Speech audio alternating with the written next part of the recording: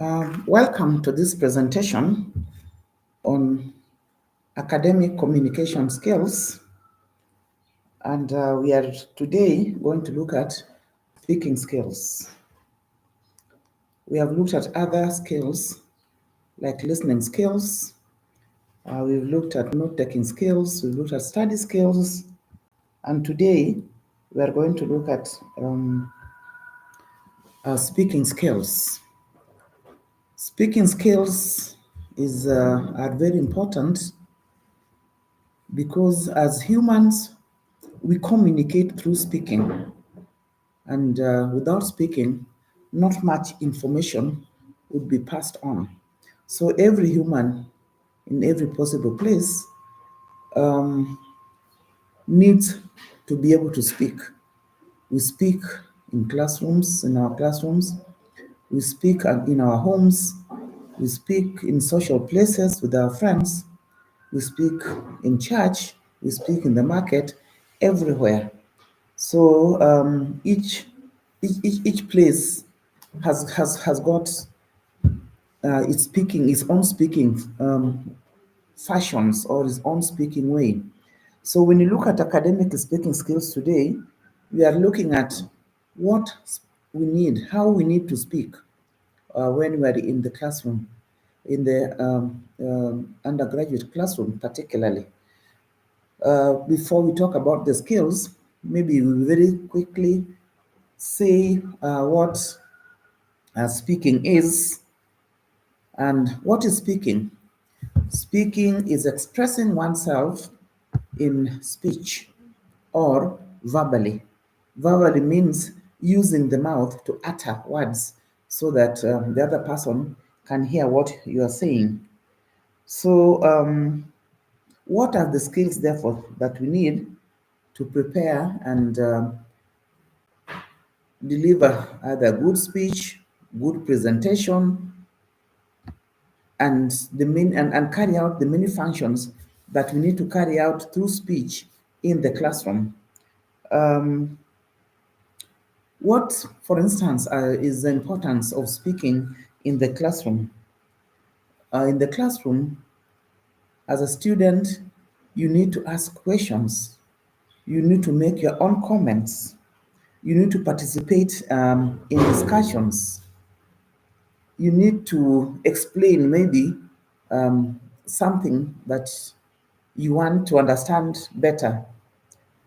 You need to participate in probably presenting a class project or a group project that you've been asked to present. You need to, as a student, argue a point of view or even justify an opinion that you have. But as I've said, in your case, probably you actually need to make oral presentations. Remember, a lot of the times in class, you're asked to uh, carry out a project as a group, and then as a group, you need to come and present. And whether or not people will understand what you are presenting will depend on how you are presenting it. Will depend on your verbal skills. So you just don't present anyhowly. There is a way, there is a sequential way, a systematic way of presenting speech, of presenting projects, of giving speeches, so that people can understand what it is that you're presenting. So, of course, verbal presentation is not an easy thing. There are sometimes difficulties that would be experienced as you are making your verbal presentations. Number one, you have fear of speaking in public. And why would one have fear of speaking in public? Usually, public presentation is difficult if you don't have the skills. You may realize that you don't know how to present your speech. You don't know how to start, you don't know how to continue, you don't know how to end. You are not even sure whether or not what you are presenting is the correct material. And then there's all those people, most probably, looking at you and hanging on the every word that you are saying. So you are not sure that you get what is called stage fright. You are scared and you think you're not doing the right thing. And as human beings, we always want to be doing the right things.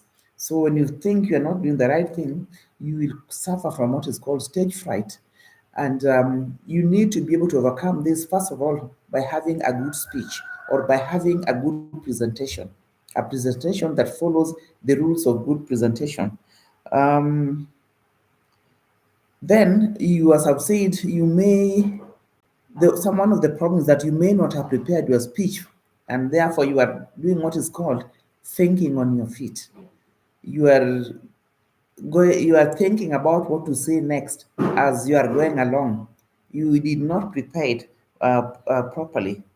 You did not put your speech in logical order, and therefore you are scared of how your listeners are assessing you. At some point, you may realize that because you didn't prepare well, you are blundering, you are floundering, and therefore you become nervous, and in the end, you are actually a flop. So, as I have said, presentations need to be orderly. They need to be systematic. They need to be um, easy to listen to and to follow. So, what then do you need to do? What then do you need to do as a person giving a presentation or giving a speech or even just answering a question? Because normally, maybe at the end of a presentation, your audience will want to ask you some questions. They'll want you to clarify some issues to them. So even in this clarification of issues, you have to be orderly, you have to be sequential. So even just making your own comments, let's say you are also listening to a speech, and at the end of it all, you have questions or comments that you want to make. These also must be coherent. They must not just be wandering from one point to another. They must be made sequentially. So, how do you deal with this? Now, I'm going to give use the some point. I mean, some way in which you need to order your presentation or your speech. Now, first of all, to give a speech, you must have a clear purpose. Why are you giving this speech? Is it a presentation that your lecturer has asked you to give as a group or as an individual? Is it maybe a speech you are giving to a public audience where where you are asked to give a talk on a particular subject? Just why are you giving the speech? Close to that is your audience. Who are you giving your speech to? Is it to your fellow classmates? Is it to a public audience? Is it to teenagers? Is it to children? Because this will then determine how you are going to, what content that you are going to give. If it's, let's say, to your classmate, then you know what content to give. You know what the level of content. If it's to children, you know how to step it down. And if it's to a public audience, you'll also know, you'll have to find out what they know already. Because as you are giving speech or you are giving a presentation or you are giving a talk, there is no point giving a talk to people or giving information to people who already know what you are telling them. You must tell them what they don't know. Otherwise, you shall lose your audience. If you are going to if you are going to tell them what they know, you are going to bore them, and they're just going to switch off.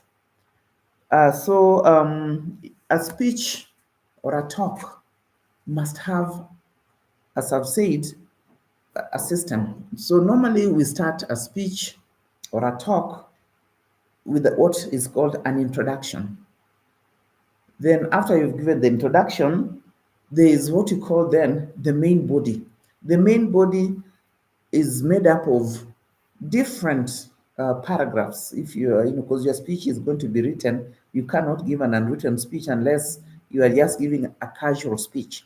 But if you are giving formal speech, let's say in class or to audience, a serious audience, then it has to be in written form, either as notes or points, so that you can just glance at them and speak.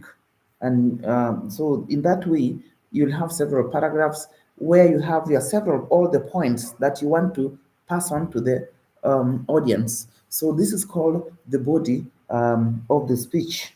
And then at the end, you must conclude your speech. You just can't leave your speech hanging. So you have what is called a conclusion, and this conclusion must be strong so that the audience can remember what you have just been telling them.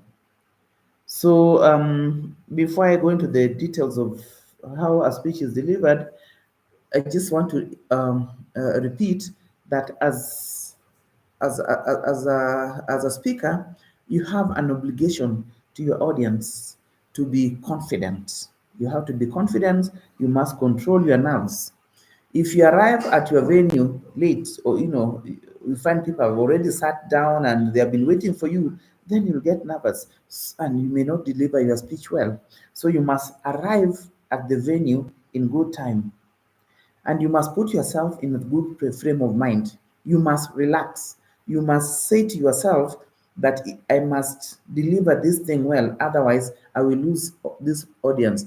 Do not focus too much on the audience, on what they think, they could be thinking about you. Focus on what you want to deliver to the audience, and